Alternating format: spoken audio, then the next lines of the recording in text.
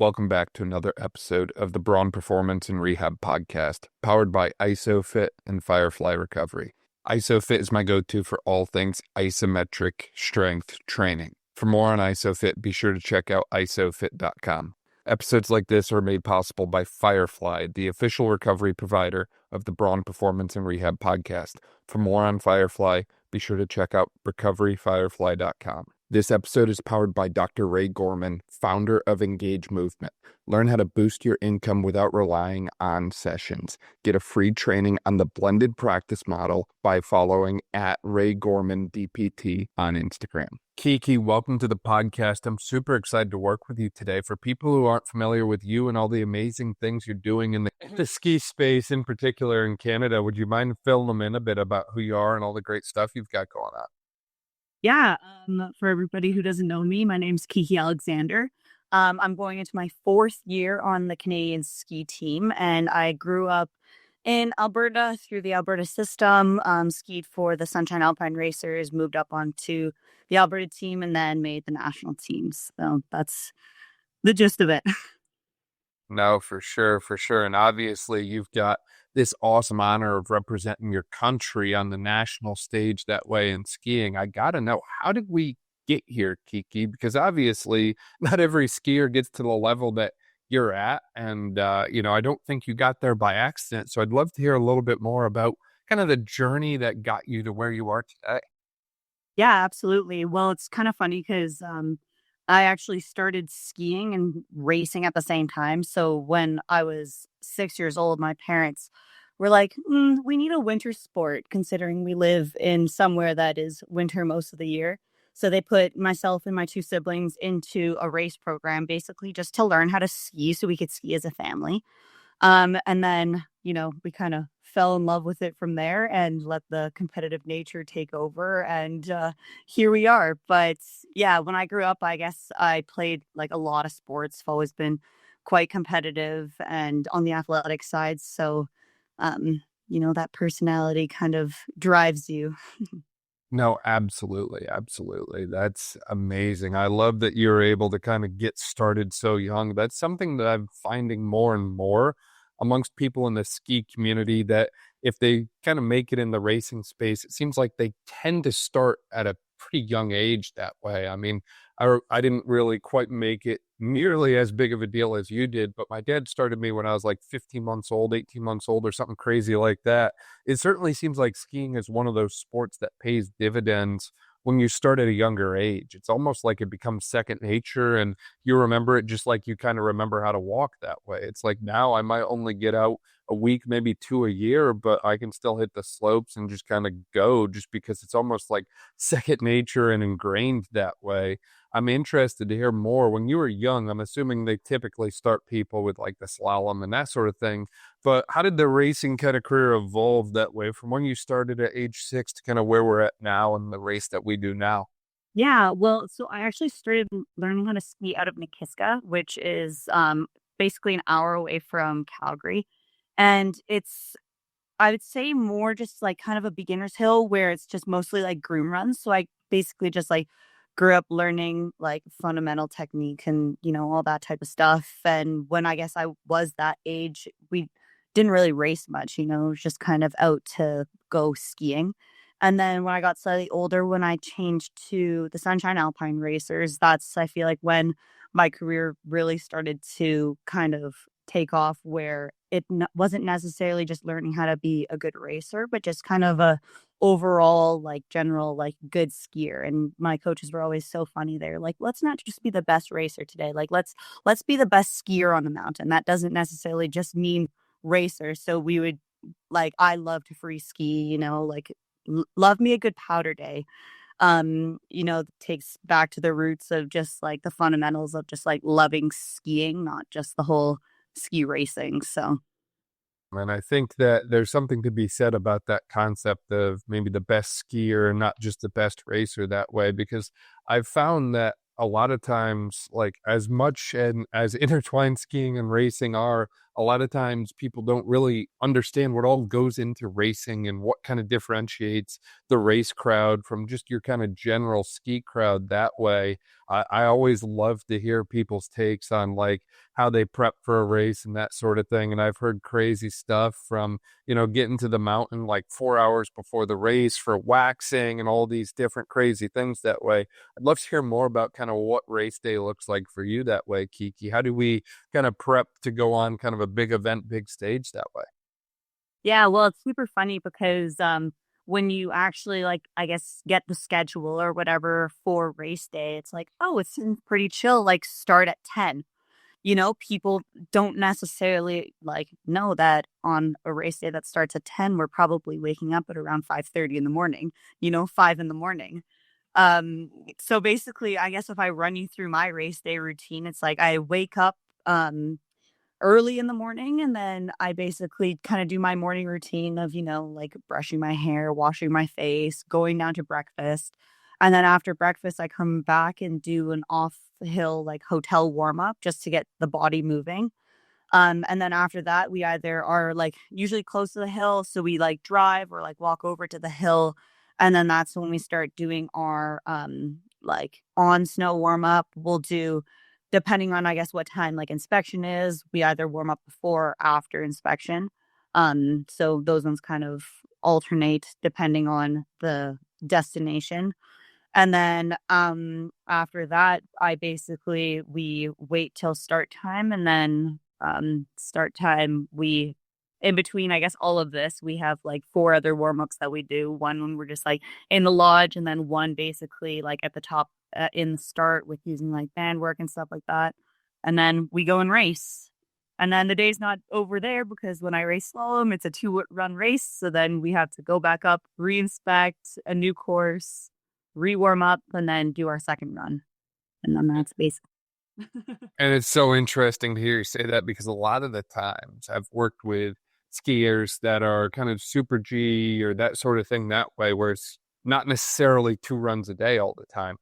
So obviously, like you mentioned, having that opportunity to make a second run, I think changes things because a lot of the times for the skiers, it's like you have one shot and it's got to be perfect. But even like you said, you get to scout out the course and that sort of thing. But like, depending on what you drew, and if, say you're going last in the like group that way, like that course is going to look drastically different than what it did when you first scouted it out that way. Like it just changes so much, I feel. So it's like you never really get the course that you're after, I think, unless you're like maybe the first one or maybe the second one to run down it that way. But I like that concept of having 2 runs in the same day because I know, at least from what I've seen and experienced, ski racing can be such a mentally challenging sport. It's like you get there so early, you put all this time in and prep work in for one run, and if it doesn't go your way, then it's like, well, shoot, now what? Versus at least if you get that kind of redemption shot same day, it's like, hey, if the first one doesn't go well, you know what? I'm going to go all out on this next one. Or maybe if the second one didn't go well, maybe at least the first one went well or something. I like that concept of having, 2 races in the same day, I think.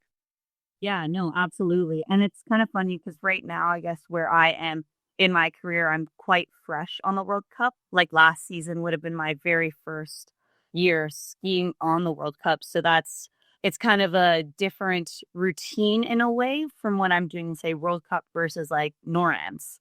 Like in NORAMs, it's like I am usually in the top like 15 starting. So like my schedule and all of that looks way different, say, than when I'm starting a World Cup, when I'm starting kind of further back in the pack. And, like that type of just slight change too, which is super interesting. Now, if people aren't familiar with kind of the ski race structure, and you threw out the term World Cup that way, I think a lot of times people who aren't familiar with skiing hear that and they think, oh, yeah, soccer once every 4 years. Would you mind kind of explaining to them kind of what the international ski race scene kind of looks like that way?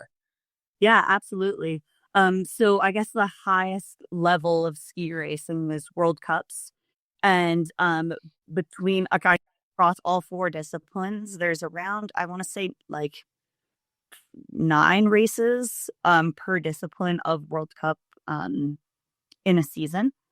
For me, I only race slalom World Cups, so I guess like I only have like the 9 starts, but there are multi athletes who race along, I guess, all 4 events.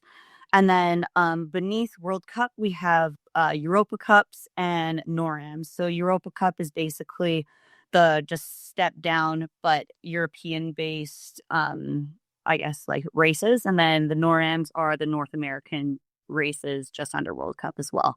And then after that, we have like national championships and FIS races, which are also quite competitive depending on where you are, especially. No, absolutely, absolutely. The competition level is extremely high, and it's one of those things that I feel like here in the US where I am, I don't know if people fully grasp and understand the magnitude that ski racing has that way, especially if they haven't really seen what goes on in some of the other countries in the world, like the European ski race scene and some of that sort of thing that way. It truly is an incredible, remarkable sport. And I always talk about the demands of it because I feel like every ski racer has got some kind of horror story from, toenails falling off because of the boots that are so freaking tight, anything for like, 100th of a second faster to the speed suits that really don't offer you much warmth whatsoever on the freaking coldest days. Like it is incredible how demanding the sport is that way in all regards, not just the mental and physical prep, but even just the ability to kind of endure some rather uncomfortable situations, for lack of a better way to put it, I'd say. Yeah, no, definitely. It's if you're a ski racer, you're probably not going to go into the foot modeling industry, let me tell you that. But yeah, no, it's definitely interesting, especially I would say the difference between racing in North America versus Europe. Like the first time I ever raced in Europe was actually a World Cup. And it was just like super eye-opening because I feel like ski racing in Europe is also just more, I guess, just more popular. It's one of like a mainstream sport over there. So just like the crowds were like super different and even just like the vibe in the start and stuff like that. But it's yeah, it's just super cool being able to like travel to different places and seeing how we're doing the same sport, but it's just like different environments and even like with like weathers, I feel like skiing is one of those sports that it's never the same, never consistent. You could be racing somewhere where it's like super warm and the snow is really soft, or it's super cold and the snow is really soft, but it's a different soft, or it's like bulletproof and there's so many moving factors, but it's what keeps the sport super, super fun and interesting, that's for sure. Absolutely. No, for sure. And as you mentioned, there's something to be said about kind of the difference that you see when you kind of ski in some of these different places and even just the disciplines within skiing itself. Like we've mentioned a few times that you ski slalom, which hats off to you. So much respect for that because I just like to go fast. I'm not a very technical guy. It's just like I'm very much built for like a super G kind of thing. And if you look at the skis that I ski on, you would see that and you'd be like, yep, that makes sense. The slalom is like the balance of that kind of speed while also controlling it and being so technical and making all these quick turns and stuff. And I don't know how y'all do it because I certainly cannot. I'm not built like that. And I don't know why. I've just never really quite grasped that concept that way. But it's almost like you got to like sit there and kind of map out like when you're turning and almost like perfect this run in your head. And then you go out and actually physically perform it and do it that way. Like the technical element is something like I've never seen before that way. And it's like we talked before, it seems like that was something that you were kind of like very much kind of pushed into early on that way. It sounds like you didn't really mess around with any of the other kind of disciplines of ski racing that way, or No, I did. I grew up skiing all 4 disciplines. It's funny actually, first year, fifth, I did a lot of speed actually. But then once I made the Alberta team, we were kind of more tech focused. And I think I always liked slalom more than I liked GS ever since I was young, just because I feel like I was a soccer player too. So I feel like just, being quick on your feet has always been kind of in my nature, so that kind of pushed me a little bit closer to slalom.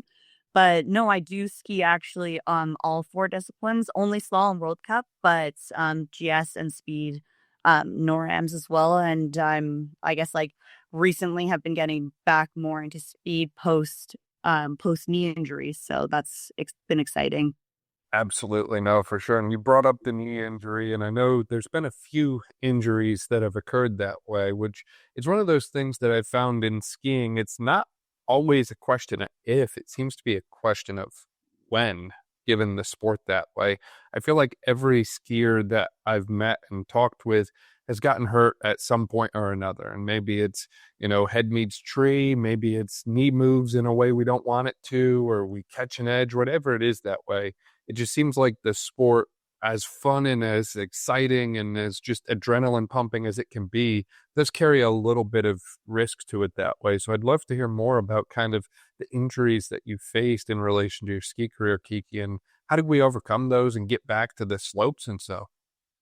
Yeah, well, I guess like you said, as much as ski racing is super fun and, we talk about the glory of it all, there are obviously risks to every single sport out there. Skiing just happens to be one that does have a pretty high risk, even though we are in pretty controlled areas. Um, just like with the speed and how much like um forces you're putting into the ski for it to bend and stuff. But yeah, I guess it would have been December of 2022. I got injured training GS. It would have been right after Christmas. It was first day back on snow. And I just kind of went over a roller, a little weird, juiced my ski, and it shot, ended up crashing. I ended up tearing my ACL, lateral meniscus, and then fracturing my femoral condyle, which is like the head of the femur. And then ended up getting surgery. Well, I guess I flew home, got surgery 7 days later, and then wasn't on snow for around 11 months. So this is a big, big rehab. Very difficult time. And I find for a lot of ski athletes that way, it's difficult for them to face those injuries because they're off snow for so long. And it's like, on one hand, they understand that skiing tends to be seasonal in most parts of the world, and maybe they're not going to be on the mountains in July. But on the other hand, the thought of not physically being able to do the thing they've always done since they were a kid, often very young, like we said, it's very difficult for them to kind of grasp and wrestle with that way. And the other thing I've heard quite a bit about from some ski racers is after they come back from that injury and they get back onto the slopes or they start racing again, there's something like mentally that exists as almost like a little bit of a block for them that way as they're trying to kind of return to the sport and their high level of performance that way. Did you kind of feel or experience anything similar to that yourself? Yeah, I honestly, my rehab, when I was off snow was actually surprisingly, positive, I wanna say. I know, like, a lot of people really struggle with the, staying positive and, obviously missing the sport because, again, it is something that you do every single day, since you were 6 years old, basically, and then all of a sudden, you can't do it anymore. But, I guess during my rehab, I was surprisingly positive and really was patient with it, took it one day at a time. I also, for me, I love learning. So I really like took the opportunity to, learn things about, like myself and, other hobbies that I guess I wouldn't necessarily be able to do when I was still skiing, So I think in that regards, I found that part of rehab actually quite not easy, but easy in that way. But I'd say the hardest part has definitely been the once I came back and it was back into racing and then not racing for 2 years, having to learn how to re-race. That was definitely one of the bigger struggles for me. Especially because I guess it would have been this past season of just, relearning how to, be like confident, being like, oh yeah, no, you got this.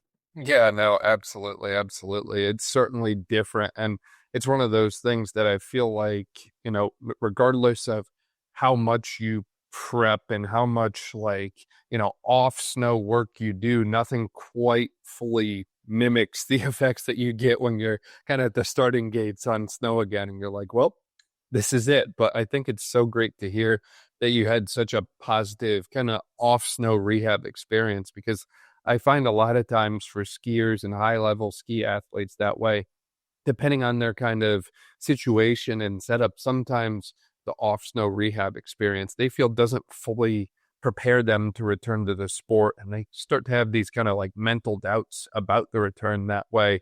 And I think that one of the most important things with skiing is just kind of understanding the demands that the sport places on the body that way, and also the level of the skier and kind of what y'all are doing that way as you go through the turns, just like from a biomechanics standpoint. Like, it's very forceful, it's very violent, it's a little bit backwards to the minds of people that haven't skied before. Like, something about the concept of leaning forward while going down a hill just doesn't seem to like stick in people's brains for some reason.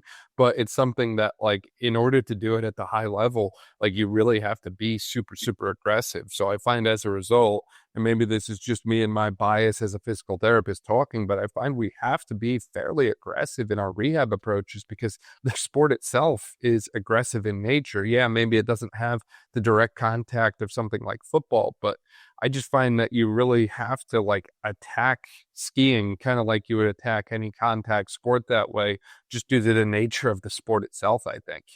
Yeah, absolutely. It's super funny because I feel like there's always, the balance of being patient but also still pushing yourself, So I feel like early on in my rehab it was like okay, I need to be patient even though I want to do more, and that was something I had to learn of, sometimes it's okay to just take a little step back in order to make way more gains.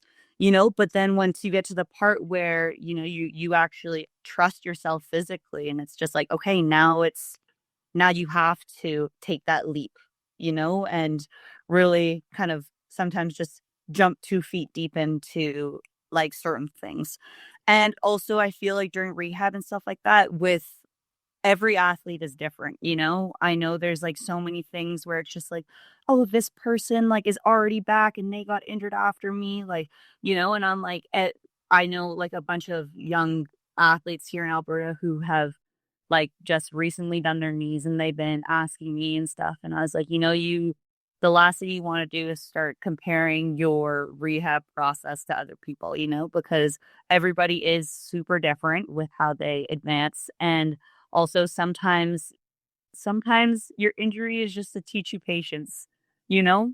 And then, just like it tests everybody differently. And I think if you you almost have to go with the flow a little bit, but then when it's time to jump, it's like, okay, I prepared myself for this. So Absolutely. And even just thinking back and seeing some of the videos that you put out about your rehab process on snow too, just carrying over all those things that you did off snow onto the slopes once again. And, just doing some of those basic drills that like you probably did when you were like 10 years old, but it's like, hey, we're going to bring those back and redo those. Hey, can I make the turns that I want without holding poles? Or can I unbuckle my boots and then ski down so I can, make sure I stay neutral and then slowly progress and ramp up? Like, I think you had a video back in like March or April timeframe of last year. Don't quote me on that.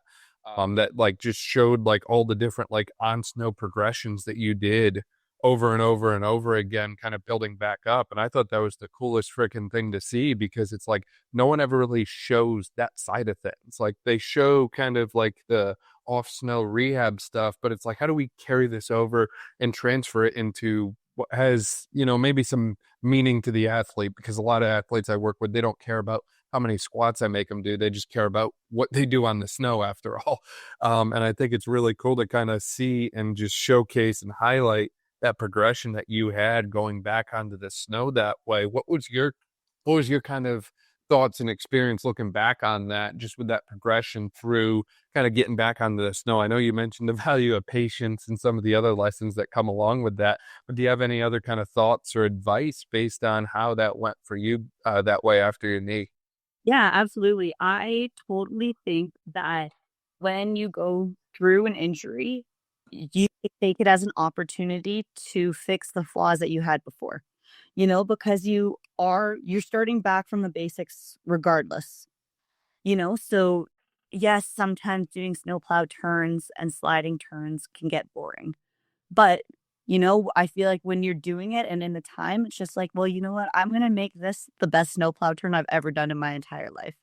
And being able to actually rebuild your foundation and, find that like stack position and like say a strong position that maybe you weren't necessarily getting to before. And when you are going through a rehab, you have the time to be able to build from that again.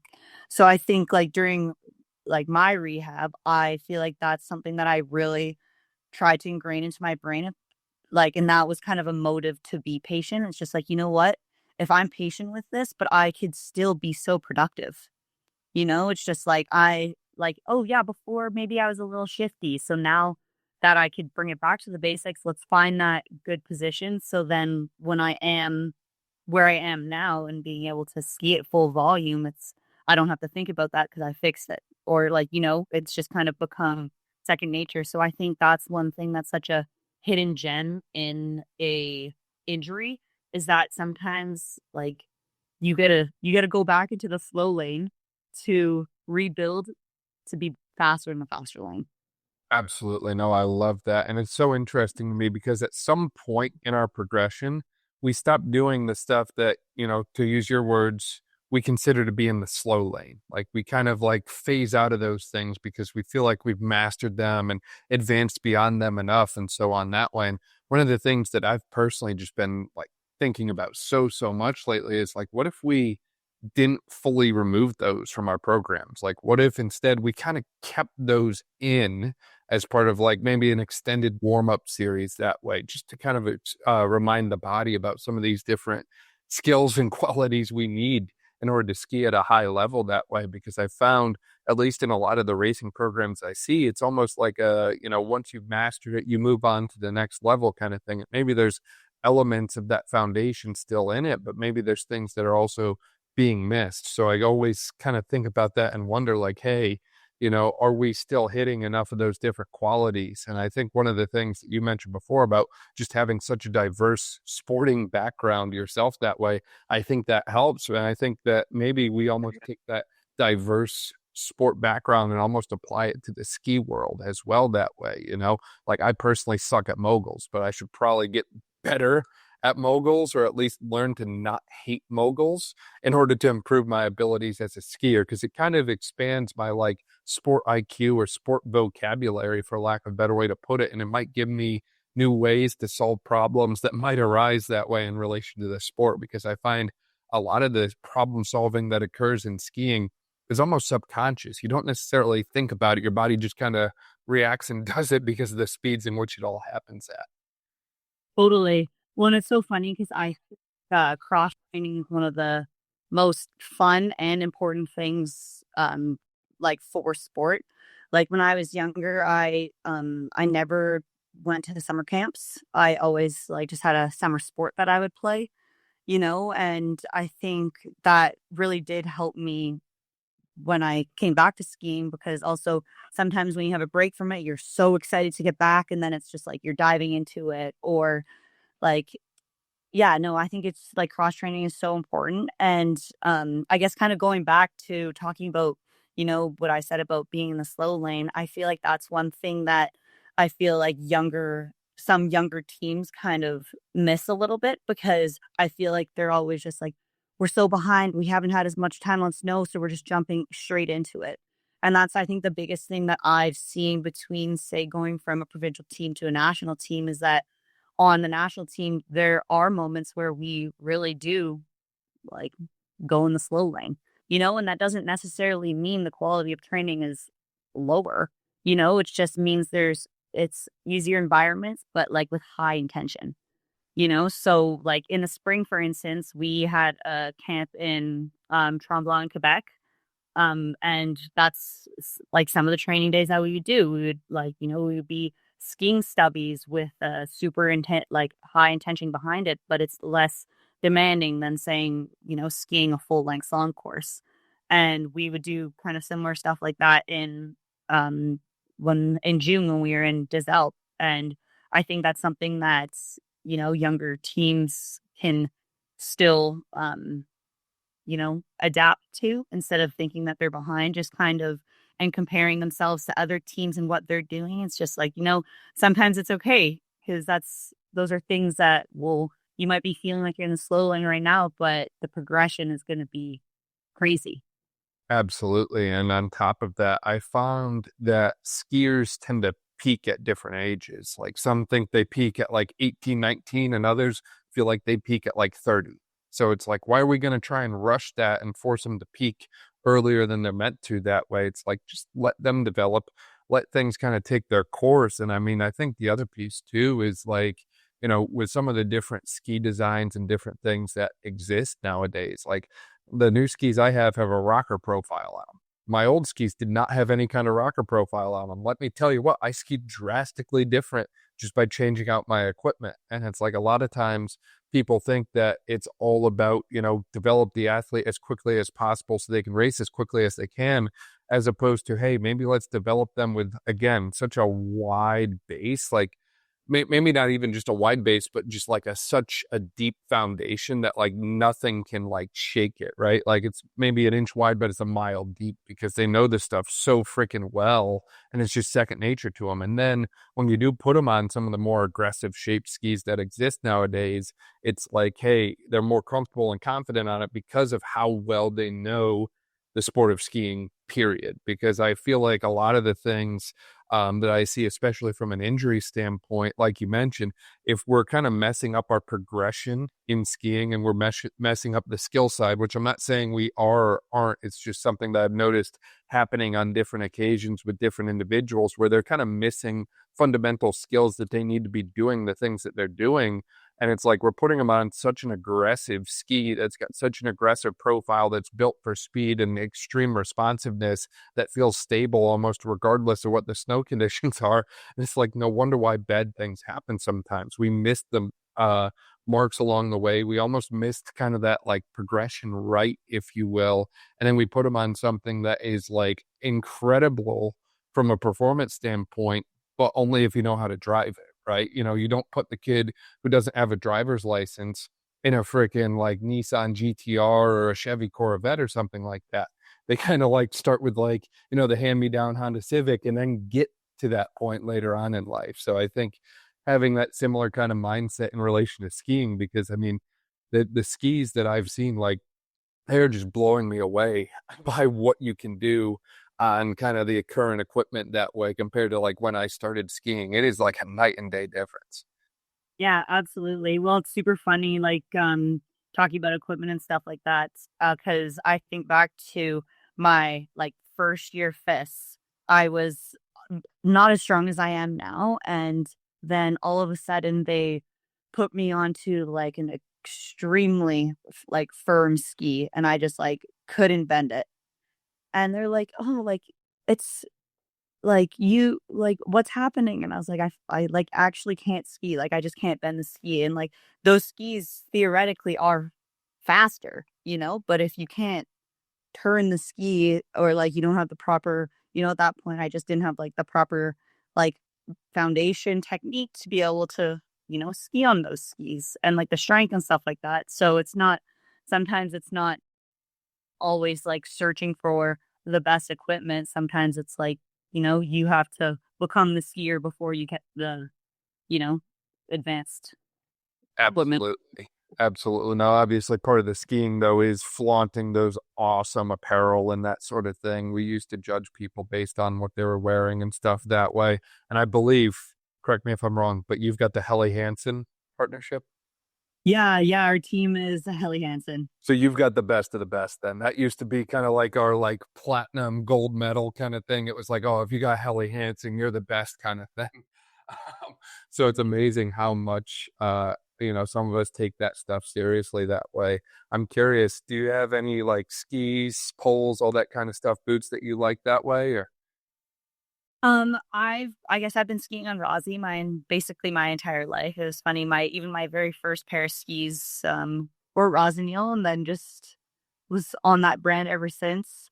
I ski with Lucky poles as well, which is, quite common, I think, for, racers, and then, last season, I, started skiing with Oakley as well, which is awesome because they also just have really nice stuff for, like, summer training, and me and one of my teammates, we road bike and mountain bike quite a bit, so, yeah. Yeah, Oakley definitely covers it all, and that's coming from someone who might be biased because I wore Oakleys when they were like in high school, and most kids my age were like, "Oh, what are those?" I'm like, "Well, let me tell you, let me put you onto the Oakleys. They hit different, and like the little sweep profile for when you're like, biking and stuff. Oh, it's one of those things that I feel like we might nerd out over gear a little more than we should, but it's like until you like experience the difference, you don't get it. Like it's just those little preferences that we have really do make a difference, I think. Absolutely. And on top of gear, I know you've gotten to ski all across the world that way. I'm interested to hear any top ski places or any places that you've been that it's just like, hey, the vibes are great, maybe a little apres action, something like that. Like, what do we like enjoy from the ski experiences that we've had across the world? Oh, man, I feel like skiing, it really does take you to some pretty awesome places. My very first away trip, summer trip, like, training was in Chile and La Parva, and I feel like that place will always have such a special place in my heart because, first camp away with all your friends, you're 14 years old, like, a whole different world down there, so that's probably one of the tops on my list. Where else? I feel like Europe is just awesome. I feel like all the ski hills are great. I really enjoy being in Italy as well. We're pretty lucky because a lot of our staff members are also from Italy, so we spend quite a bit of time there. So, but Oh man, what a terrible place to be. My goodness. Of all the countries. It's so funny because we had Cara Brown on the podcast earlier this year, and she was talking about her skiing experiences in Italy from the mountains and the food and beyond. And it just seems like such an incredible place to be that way. And it's interesting. She had also mentioned about some of the differences in surgical procedures internationally that I didn't realize. And one of her knee surgeries, her surgeon didn't use anesthesia for, so she was like literally awake during it. So as much as I love the difference of experiences that come with new countries and stuff that way, sometimes they just kind of make you pause and go like, wow, I never would have thought about that. My goodness. So it's certainly crazy what exists that way. What advice do you have for what I'm going to call the next generation? Those athletes that are maybe in their ski racing programs right now or just learning to ski, but they know that in the future, hey, you know what? I want to be just like Kiki. I want to represent my country. I want to ski internationally. I want to beat back any obstacle that comes in my path, whether it's a knee injury or whatever that way, and just kind of make it to that next level of skiing that way. What advice do you have for people like that from your own experiences? this is gonna be super, super cliche, but always like find the fun in it. Because if you're not having fun and you're not loving it, what's the point in doing it? And I think that's been one of the things that has been such a driving factor for me. Obviously, I'm like super competitive and stuff like that. But if I wasn't enjoying it, loving it, having like a great time, there's no way you keep pursuing it. And, I feel like ski racing is one of those things where you meet so many amazing people. Like all of my best friends are ski racers or cross ski racers. And I think the community that we have is just like unbelievable. So, I feel like definitely, just have fun, it's be serious, but don't forget to laugh with your friends. And I think just finding the joy in every single day, even on the tough days, because there are tough days, but when you're on the top of the mountain and you're not skiing very good, you could just think, I could be in school sitting looking at a whiteboard right now, but instead I'm skiing. Or, there's so many other like worse places you could be than, skiing and doing something that you love. So I think just, having that passion and always coming back to that root of, you know what, I love it.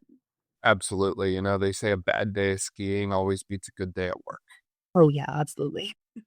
And it's even better when skiing is your work. Um, but but it's certainly one of those things that, to your point, I think the community aspect is so important because the ski community is so tight knit, and I find once you meet like one or two people, you can pretty much get to know whoever you want in the space that way. It's very very small, at least in kind of the North America region that way. And I think it's one of those things as well that, like, a lot of times when we're growing up, I remember some of the sports I played when I was a kid, you almost look at people on your team as like competition to a certain extent. Cause it's like, well, I want that person's position, or like, I don't want to lose my spot. I just want to play. And it's like, I feel like that mindset doesn't really get you as far as it should in something like skiing. Like, I really feel like skiing is so powerful and impactful because of how social and community based the sport is. And I don't always see that with other sports that way. I just think it's kind of next level from a social and community standpoint. And again, maybe that's just me and the Apres talking that way, but it's like, there's something to be said about being able to kind of hang out with people and kind of spend time outside of sport with them, because I think a lot of times people forget athletes have lives outside of sport. Like, even you probably have a life outside of sport. I know you mentioned mountain biking and stuff, but I feel like the last time you talked to me, you told me that your other personality trait was something about like fashion or something like that. Yeah. Yeah, I actually so when I guess it would have been right before I got injured. I actually enrolled in I guess a fashion design degree, and ended up finishing it basically this past October 2024. So I'm officially a certified fashion designer, We which is love super. that. Yeah. And I love to say that it's kind of like my dual personalities, because I feel like, growing up as like a female athlete especially, it was just like, oh, if you want to be a good athlete, you cannot be a like girly girl, You almost have to be more of a tomboy. And I think like now it's like the narrative has like shifted so much that it's like, no, like you could be as girly as you want to be and be a freaking good skier, like, or like such a good athlete, like you look at, say, Alona Mar, like she's the definition of like feminine and like powerful athlete, which is like super awesome. So yeah, that's kind of the other half of me, fashion design. So, where's the fashion design going to be taking you, you feel? Do you think you're going to be designing new kind of ski wear, or maybe new like athleisure for after a day on the slopes, or where are we going with this? Well, there's something in the works right now, but that hasn't been launched or announced yet. But yeah, just been working on things. Maybe something will be out in public soon, but yeah. So, be on the look for some kind of Yeah, big announcement, is what you're telling me. yeah. I got to know, does it lean more towards the snow side or more towards the sand side or somewhere in between?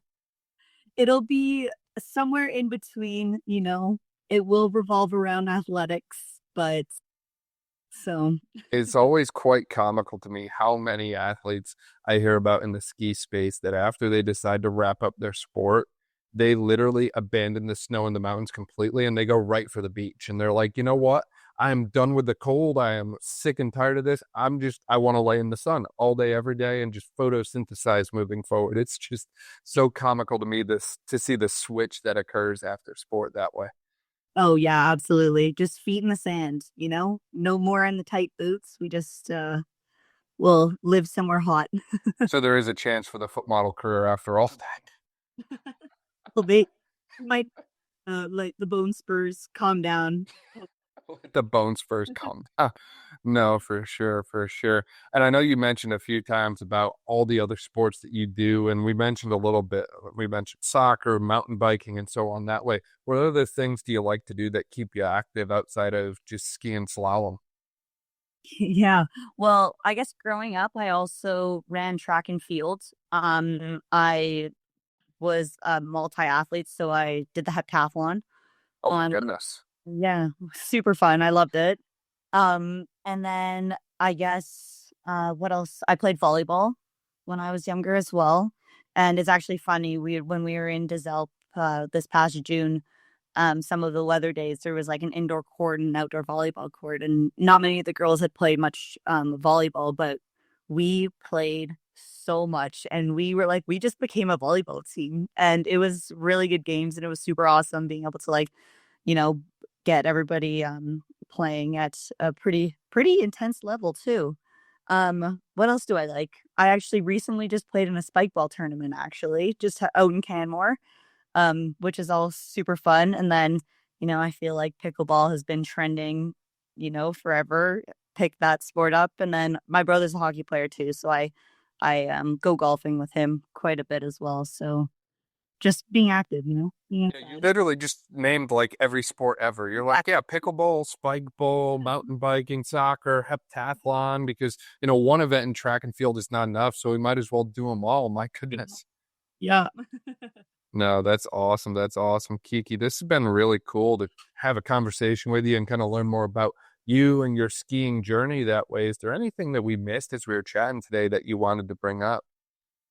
Oh, I don't think so. I feel like we covered so much. It's amazing what you can cover in a conversation that way.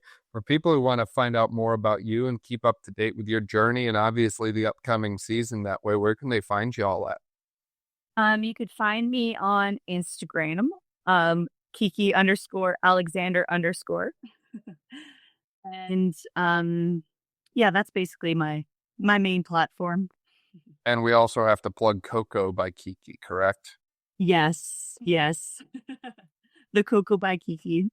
So we'll link to both of those in the description below. That way, if you didn't quite catch them, you can just click there and see everything that Kiki is up to. Kiki, this was awesome. Thank you so much for your time. Thank you so much for having me.